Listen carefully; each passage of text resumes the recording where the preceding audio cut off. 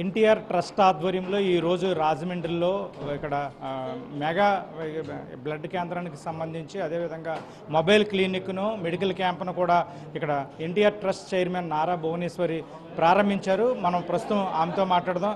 చెప్పండి మేడం, అంటే ఇప్పటికే ఈరోజు ఇక్కడ బ్లడ్ డొనేషన్ కేంద్రం ప్రారంభించారు, మరి మొబైల్ క్లినిక్ కావచ్చు, మెడికల్ క్యాంపు ఎన్టీఆర్ ట్రస్ట్ ద్వారా ఇప్పటికే పేద ప్రజలకు సేవలు అందిస్తున్నారు. భవిష్యత్తులో ట్రస్ట్ ద్వారా ఏ విధమైన సేవా కార్యక్రమాలు చేయబోతున్నారు? మెయిన్ అండి, బ్లడ్ బ్యాంక్ ద్వారా తప్పకుండా పేద ప్రజలకి వాళ్ళకి ఏమి కావాలో వాళ్ళకి ఉచితంగా మేము మందులు కానీ వాళ్ళకి ఏది అవసరం అది తప్పకుండా మా ట్రస్ట్ చూసుకుంటుంది. అదే కాకుండా మేము సంజీవిని క్లినిక్ ఆరోగ్య రథం అనేది మేము ఆల్రెడీ ఎస్టాబ్లిష్ అయ్యింది.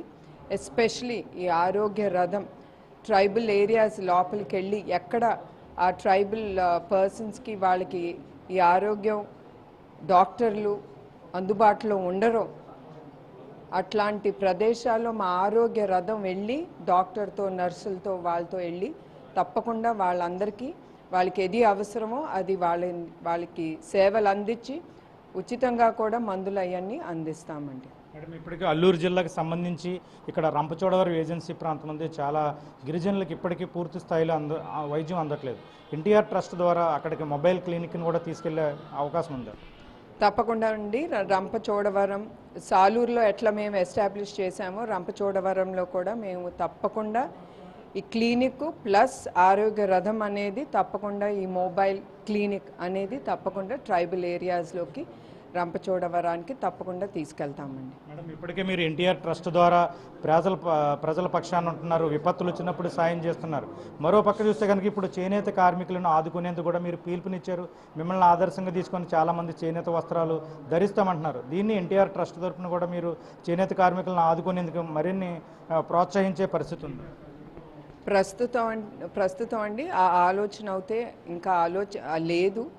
ఈ చేనేత కార్మికుల గురించి మేము ఆలోచించలేదు. కానీ మహిళలకి తప్పకుండా ఇప్పుడు మేము ఉమెన్ ఎంపవర్మెంట్ కింద స్కిల్ డెవలప్మెంట్ కింద మహిళలకి కుప్పంలో స్టిచ్చింగ్ యూనిట్ అనేది ఈ మధ్యనే ప్రారంభించాము. తప్పకుండా ఆ యూనిట్ మహిళలకి ఏది అవసరమో ఆ స్కిల్ డెవలప్ చేసి ఇంకా దాన్ని ముందుకు తీసుకెళ్తాం. ఎందుకంటే ఇది జస్ట్ ఇనిషియల్ స్టార్టింగ్ స్టేజ్లో ఉందండి. తప్పకుండా మహిళలకి మేము చాలా ట్రైనింగ్ ఇచ్చి వాళ్ళ జీవితాల్లో వాళ్ళ కాళ్ళ మీద వాళ్ళు నిలబడాలని మేము ఇవన్నీ ప్రారంభిస్తున్నాము. మీరు గాంధీజీ జయంతి రోజున చంద్రబాబు గారు జైల్లో ఉన్నప్పుడు నిజం గెలవాలని పిలుపునిచ్చారు. ప్రజలంతా కూడా నిజాన్ని గెలిపించారు. దాదాపు మంచి ప్రభుత్వం వచ్చింది. 100 రోజుల కూటమి ప్రభుత్వంపై ప్రజలు హర్షం వ్యక్తం చేస్తున్నారు. మీరు ఏమనుకుంటున్నారు 100 రోజుల కూటమి ప్రభుత్వ పాలన మీద? నేను ప్రత్యేకంగా చెప్పక్కర్లేదు చంద్రబాబు నాయుడు గారి గురించి మీ అందరికీ. ఆయన ఎప్పుడు విపత్తి వచ్చినప్పుడు ఎవరు చెప్పక్కర్లేదు, ఆయన ముందు ఉంటారు. ఆయన ఎప్పుడు నేను నా నిజం గెలవాలి కానీ ఏ స్పీచ్లో కూడా ఆయన ఎప్పుడు నేను మీ అందరికీ గుర్తు చేస్తాను. ఆయన ఎప్పుడు ప్రజల మనిషి, తర్వాతే ఆయన ఆలోచన ఎప్పుడు ప్రజల మీదే, తర్వాతే గుర్తుకొస్తుంది ఆయనకు ఒక కుటుంబం ఉందని. సో ఆయన అట్లానే ప్రజల కోసం ఆయన అంకితం.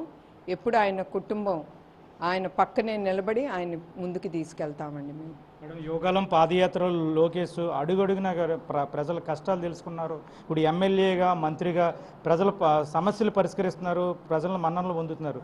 మీరు ఒక తల్లిగా ఏమనుకుంటున్నారు లోకేష్ పాలన మీద? లోకేష్ పాలన మీద ఒక తల్లిగా నాకు ఇంకా తృప్తి రాలేదు. ఎందుకంటే ఒక ఎమ్మెల్యేగా గెలిచాడు, అది చాలా గొప్ప విషయం. ఎందుకంటే మీ అందరికీ తెలుసు ముందల ప్రజల్ని అతన్ని గెలిపించలేదు, తర్వాత భారీ మెజారిటీతో ఆయన గెలిపించి ఆయన మీద నమ్మకంతో ముందుకి ఆయన నడిపిస్తున్నారు. ఇంకా అతనికి ఎవరు అక్కర్లేదు, ఎమ్మెల్యేగా తప్పకుండా ఆయన ప్రజల మధ్యన ఉంటారు. కానీ నాకు ఆ తృప్తి అనేది మనిషికి ఉండకూడదు. నేను గెలిచాను, నేను చేశాను అనే ఆ తృప్తి అనేది ఏ మనిషికి ఉండకూడదు. అట్లానే నేను కోరుకుంటాను లోకేష్కి ఆ తృప్తి నేను చేశాను అయిపోయింది అనేది ఉండకుండా అతను ప్రజలకి చాలా సేవా కార్యక్రమాలు, ప్రజలకి రుణపడి ఉన్నాడు. చాలా ఎమ్మెల్యేగా చాలా కార్యక్రమాలు ప్రజల కోసం అతను పోరాడి ముందుకు తీసుకెళ్లాలండి. ఇప్పటివరకు కూడా ఎన్టీఆర్ ట్రస్ట్ చైర్మన్ ముఖ్యమంత్రి చంద్రబాబు సతీమణి నారా భువనేశ్వరితో మాట్లాడడం మొత్తానికి చూస్తే కనుక ఎన్టీఆర్ ట్రస్ట్ తరపున సేవా కార్యక్రమాలు చేస్తున్నాము, ప్రజలకు అండగా ఉంటాము, భవిష్యత్తులో మరిన్ని సేవా కార్యక్రమాలు కూడా చేస్తాము. అంటే చంద్రబాబు 100 రోజుల పరిపాలనకు సంబంధించి చంద్రబాబు ఎప్పుడు ప్రజల పక్షాన ఉంటారు. చంద్రబాబు పాలన సంతృప్తిగా ఉంది. ముఖ్యంగా చూస్తే కనుక లోకేష్ యువగలం పాదయాత్రలో ప్రజల సమస్యలు తెలుసుకున్నారు, ఎమ్మెల్యేగా పనిచేస్తున్నారు, మంత్రిగా పనిచేస్తున్నారు. లోకేష్ మరింత కష్టపడి ప్రజలకు సేవలు అందించాలని ఒక తల్లిగా కోరుకుంటానని నారా భువనేశ్వరి చెప్తున్నారు. ఇది రాజమండ్రిలో ఈరోజు నారా భువనేశ్వరి పర్యటనకు సంబంధించిన పరిస్థితి. వీడియో జర్నలిస్ట్ సతీష్తో రాజుబాబు, ఏబిఎన్ ఆంధ్రజ్యోతి, రాజమండ్రి.